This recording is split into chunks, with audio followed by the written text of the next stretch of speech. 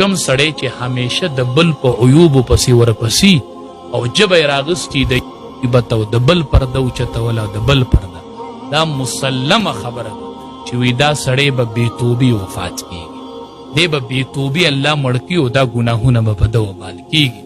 زه وامه هر سړي ته د خپل ګناه یقیني پته او د بل ورته پته نه. نو پکار دا ده چې مونږ لږ د خلقو نه دا ژبې لږې راټولي کړو، د خلقو نه دا ژبې لږې راټولي کړو، د خلقو نه یې راونغاړو. نن زما ژبه په ده پسې نښتې ده، د داغه په ده پسې نښتې ده چې دا ژبې راونغاړو.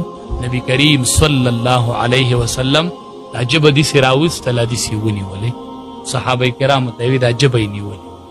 وی اصل مقصد چې دی دا د دې ژبې حفاظت دی، که دا ژبې خلقو محفوظې کړې دا هر څه به محفوظ شي. نن موږ څومره ښکلي عبادات کوو، خو دا عبادت چې بار ښکاره کېږي که نه، دا به د اخلاقو په شکل کې ښکاره کېږي، دا عبادت به د اخلاقو په شکل کې بار خلق ایني. منځ روجه دا به د اخلاقو په رنګ کې خلق بار ایني. زه وایم چې موږ یو د دې نه لږ احتراز وکړو چې لږې دا ژبې د خلقو نه راټولې کړو، د خلقو د کمو نه، د خلقو د عیوبو نه، او په ځان باندې ور واچو، د خپلې کمۍ ځان ته مخې کړو. شاید چې الله رحم وکړي